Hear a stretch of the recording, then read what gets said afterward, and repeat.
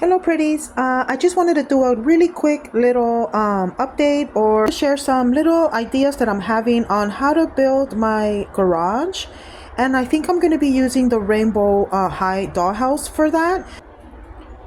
So I have these old picture frames that have no glass in them, no portraits. They've just been sitting there for a couple of years now, or a few years I should say. They're very dusty and old. They're solid wood though, so they're very sturdy. Here, let me see if I could flip them over. They are very sturdy and strong, so I'm thinking I'm going to use these as my frame for my doll garage. So that would be one side, and put the other one on this side. All we have to do is just rest it. It perfectly flushes along the house. See, giving us a perfect little frame for our car. Then up here, it gives us a very strong and sturdy base. Oops. For our flooring here, or our ceiling, our roof to the garage. Some type of balcony or even an extra room, adding it to the house since we have this nice little doorway here. Okay, so for our first step, what we are going to do is I am going to grab these large pieces of cardboard. I stacked them up and glued them together. They are 3 layers thick.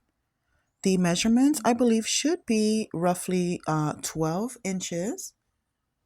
12 inches long, which is the length of the picture frames, by 10 or so. Yes, 10 inches wide. So that's going to be our rooftop to our garage and the bottom. So we did 2 of those. So we're going to glue it just like that. The picture frame's right on top. There it is, all nice and glued.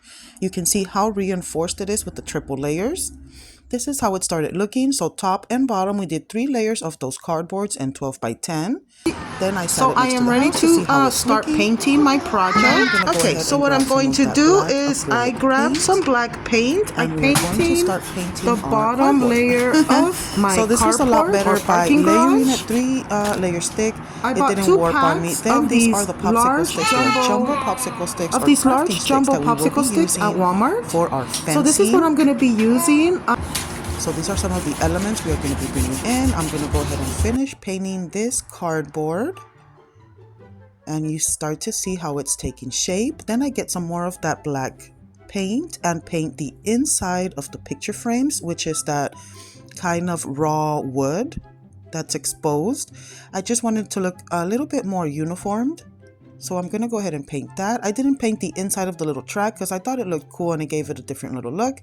Here is some more popsicle sticks that I actually cut in half long ways to use as a seal so that ugly cardboard wouldn't be exposed. Then we're going to go ahead and grab some more craft sticks. So we're going to make a little fence along 2 sides of the top of the garage, which is, one of them is going to be 10 popsicles wide. And the longest one will be 13 popsicles wide, which is the 12 inches, I think. So that's the exact measurement for my sides. Then you're going to cut only the tips off of your popsicle sticks, leaving one round. And they all should be about that length. Since you're barely snipping off the round edge, you should have them about even right there. This is my smallest fence that I'm going to make, which is, I think, the 10 popsicle sticks. Then we're going to glue some popsicle sticks going across just to hold it all together. Now on one side it turned out better than the other side. One side turned out more neat. I was learning how to do this. It is my first time making a miniature fence. So I was really kind of mastering my little method here. Right here, I shouldn't have put it so, kind of like that tilted. I think it looked ugly and I still wasn't able to secure more popsicle sticks. This is my 13 popsicle sticks, which is going to be the 12-inch side to the terrace. And there I'm just reinforcing. That's the ugly side. And then on the front side, it's going to be a little bit better, more uniform, with just 2 strips of popsicle sticks holding them together, which looks more realistic. So that one's going to be the bottom frame, which is going to hold it, just like a little fence. Right there, you could see I snipped the round edges just to make it look a little bit more neat and realistic.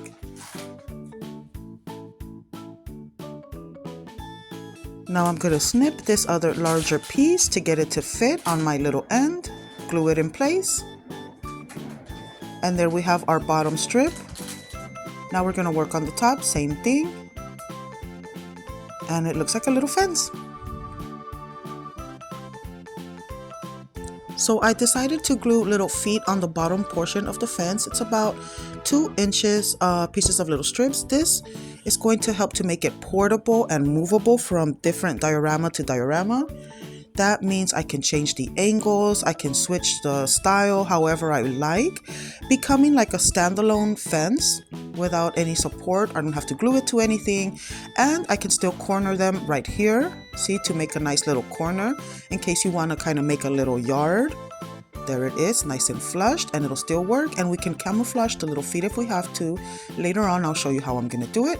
Now let's grab some nice burnt umber brown paint, which I love how the wood just absorbs this color. It looks so rich and kind of like chocolatey with like a sheen to it. It's so pretty, like a real fence. Sometimes you see people paint their fence this color. It looks very realistic. And here's the fence after 2 coats of that real pretty burnt umber paint. And I will do a test and see if it stands alone. So I went ahead and I got extra jumbo sticks. I cut and glued them into rectangular boxes. My measurements weren't that great, but you get the picture. They're gonna be kind of like planter boxes or like garden boxes. Here's another little garden shelf that I made with the same jumbo popsicle sticks. Pretty cute. We could put some more plants and pottery in there. So one more thing I made is a shorter fence. This is the ugly side because I had to reinforce it. And then this is going to be the pretty side. So it's a shorter fence. Now, if you want to know the measurements for this particular size, I don't have my my ruler offhand, but it is the jumbo sticks cut exactly in half. So if you were to cut I think it's a 10-inch jumbo stick. This is going to be my balcony fence. So this is going to go on the top layer of the carport. And in the tall version that I already showed you, that's going to go on the bottom with some faux grass that I'm cooking up right now with hubby. So yeah, before I painted it, I just wanted to show you how this one looks. This is shorter. This is how it's coming out so far. So there's my 2 little fences. All nice and fully painted. So this is how my 2nd story terrace is looking. There is my 1st floor with some faux grass that you can see how it's coming along. Now, I didn't want to fill up the whole scenery with grass. I might make a little bit more, but for the most part, I did leave that little empty space there on purpose for a reason, because obviously we want to have a yard. It's either a backyard or a front yard, but it is definitely a yard now. With the final setup of our backyard scene.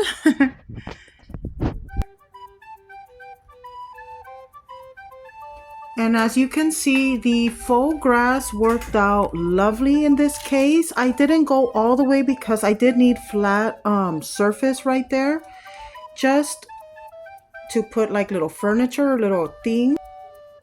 You can see that I needed to extend it with using 2 tables. I tried to cover my other ugly old table right here with some more cardstock paper. It's all cardstock.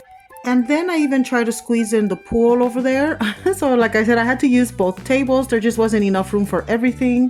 Fence came out really nice, that tall fence.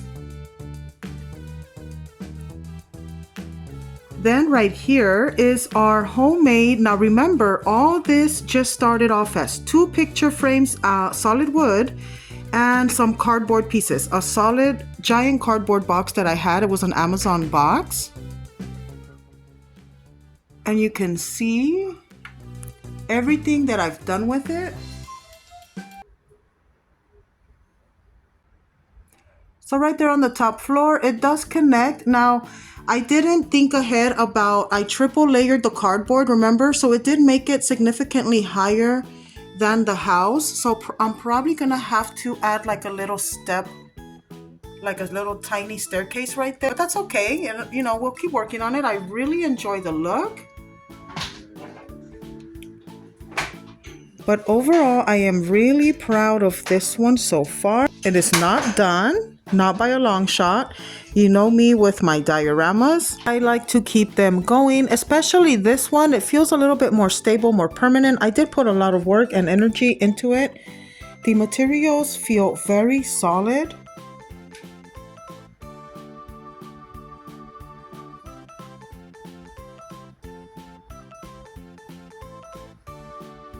Just want to show you a little bit. This is just a little quick setup that I did for the sake of showing the little add-on to the dollhouse, how simple it is.